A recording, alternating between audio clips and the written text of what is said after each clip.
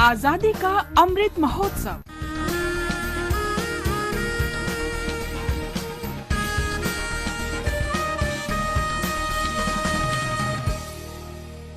आजादी का सफर, आकाशवाणी के साथ एक राष्ट्र का जन्म।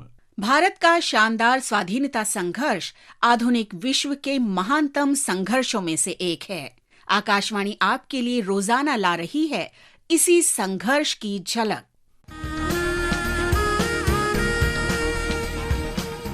आज स्वाधीनता सेनानी बाजी राउत की जयंती है। मात्र 12 वर्ष की उम्र में ही उन्होंने अंग्रेजों का हुक्म मानने से इनकार कर दिया था और ब्रिटिश सिपाहियों के सामने निर्भीक खड़े हो गए थे। बाजी राउत का जन्म 5 अक्टूबर 1926 को ओडिशा के ढेनकानाल के नीलकंठपुर गांव में हुआ था।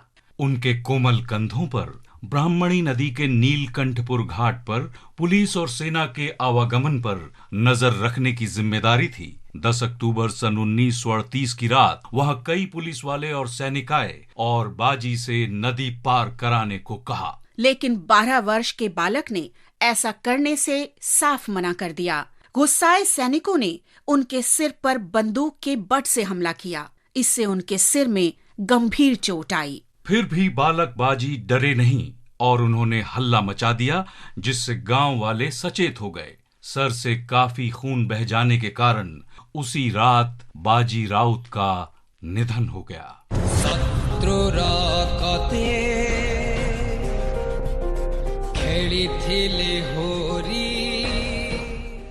बालक राउत की बहादुरी और देशभक्ति पर प्रसिद्ध उड़िया कवि सच्ची राउत राय ने बोटमैन कविता लिखी है।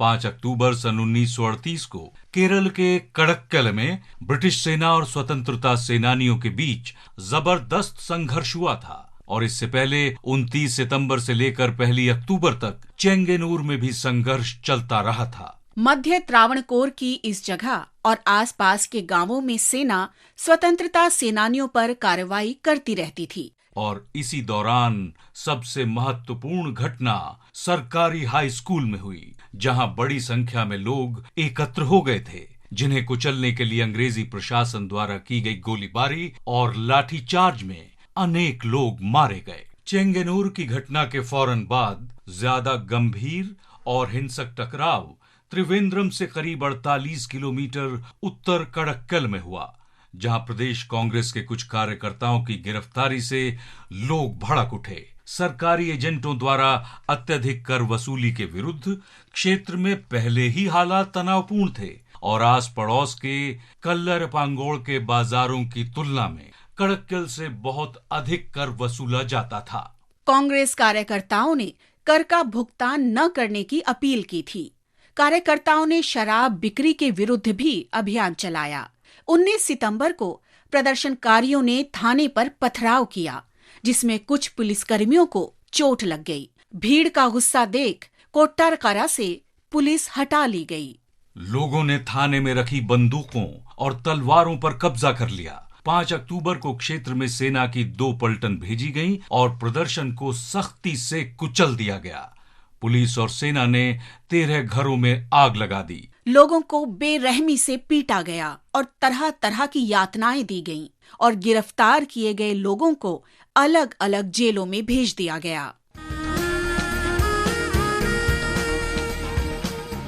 आज बिहार के प्रसिद्ध स्वाधीनता सेनानी बिंदा सिंह की पुण्यतिथि भी है। मुजफ्फरपुर जिले के नमीडीह गांव के निवासी बिंदा सिंह ने भारत छोड़ो आंदोलन में हिस्सा लिया था, जिसके लिए उन्हें गिरफ्तार किया गया और इस दौरान उनकी जबरदस्त पिटाई हुई। इसके बाद उन्हें फुलवारी शरीफ कैंप में जेल भेज दिया गया, लेकिन पुलिस यातना की वजह से 5 अक्टूबर 1943 को बिंदा सिंह का निधन हो गया।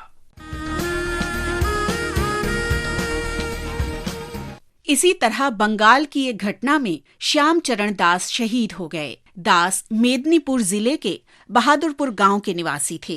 वे राजनीतिक कार्यकर्ता थे और उन्होंने भारत छोड़ो आंदोलन में भाग लिया था। वे 5 अक्टूबर 1942 को भगवानपुर पुलिस थाने पर छापेमारी में शामिल थे। पुलिस की कार्रवाई के दौरान गोली लगने से उनकी मृत्यु हो गई।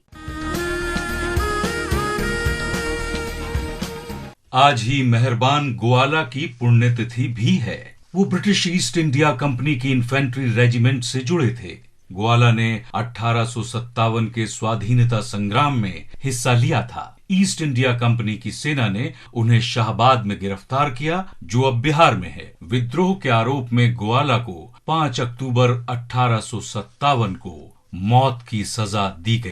आजादी का सफर आकाशवाणी के साथ की इस कड़ी में आज बस इतना ही। कल फिर मिलेंगे नई कड़ी के साथ।